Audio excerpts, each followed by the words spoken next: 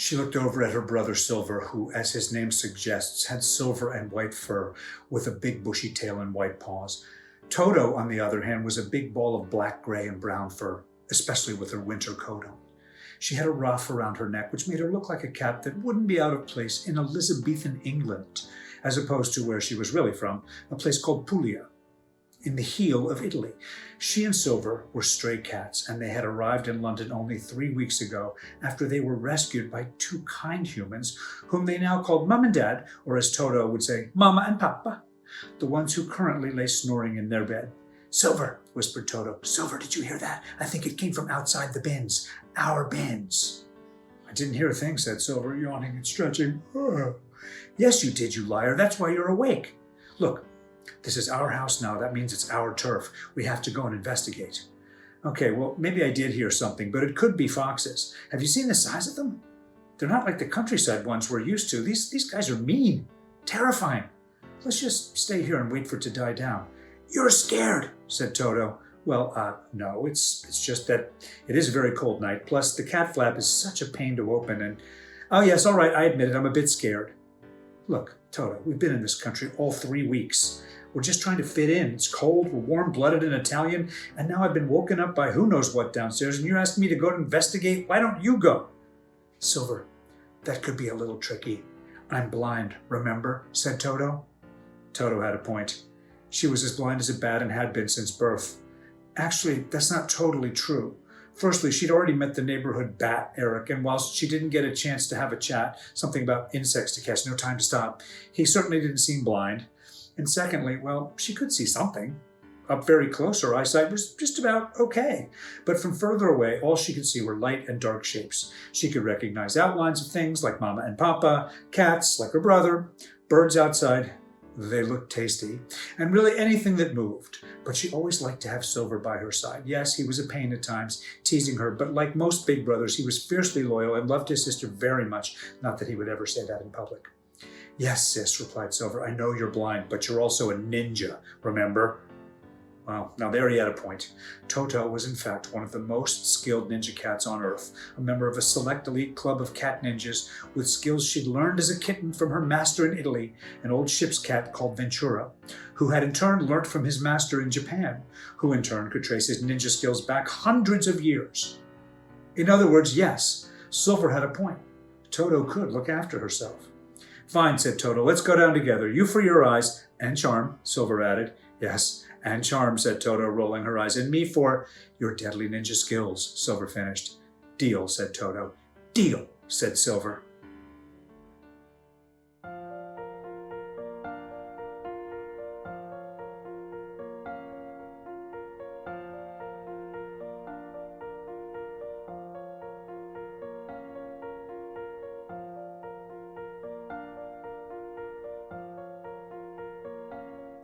I stand outside the car next to my father, waiting to enter the powwow grounds. The sounds of the neighborhood overtake my feelings of loneliness. The crackle of tires as cars pull into the gravel parking, the thud of car doors and rubber-soled shoes squishing in wet soil. I feel a sense of emptiness. My heart, my mind, my body, my spirit. I feel broken inside. Today I had woken early, realizing there were times when I don't quite see my world clearly. I had been searching for where I belong. I feel like I'm on the outside, looking in.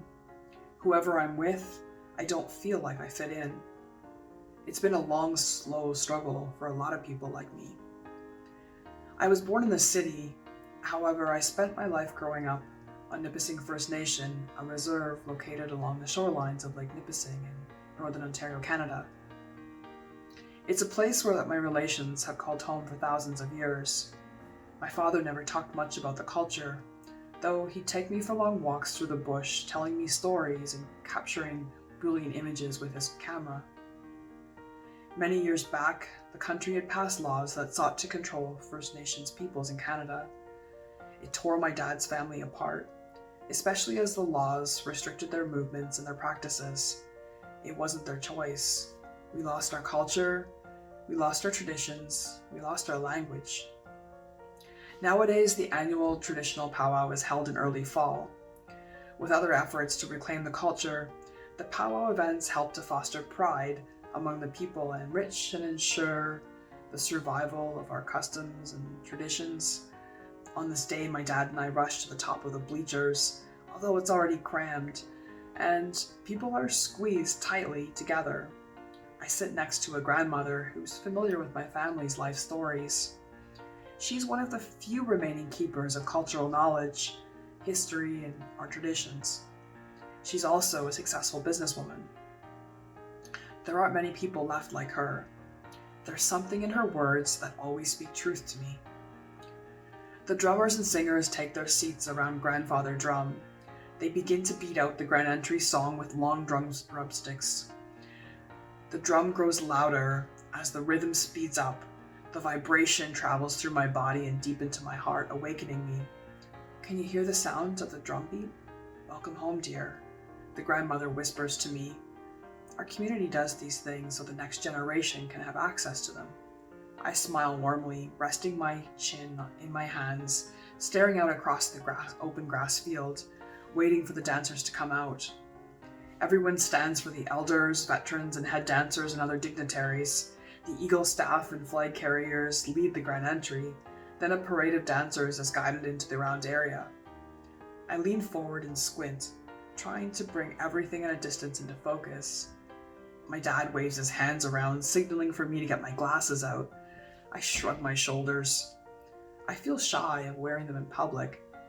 Sight is one of your gifts. Gifts are not meant to be taken for granted. It'll help you along your learning journey, shared the grandmother. I half-heartedly pull the glasses out from my backpack. I spray a bit of cleaner on the front and the back of each lens and wipe the liquid around with a soft yellow cloth. I'm careful not to touch the lenses, using 2 hands to put on my glasses. The thick, red-rimmed plastic frames rest comfortably on my nose. It's the first time that I have allowed myself to look through my new eyeglass lenses properly. My eyes automatically open a little wider, and I look around, focusing on the expressive dance styles. The dancers are wearing beautiful regalia with bright flying ribbons and colored materials swinging in time to the beat of the big drum. Grass dance, fancy shawl, intertribal, women's traditional, jingle dress, men's fancy. Some songs and dances come with stories or lessons about special victories, historical roles, love and healing. Some songs test the dancer's speed and agility. Some honor or give thanks to others. Some are social songs. Centuries of history lives in each of the drum beats. Centuries of history breathe in each singer's voice and each dancer's steps. It's the fast, fluid, energetic steps of the women fancy dancers that do hold my attention. They move swiftly like butterflies, with shawls wrapped gracefully over their shoulders and their arms spread out as if they're ready to soar through the air with their wings. I stand in awe, overwhelmed with admiration for the dancers. The gift of sight is a turning point.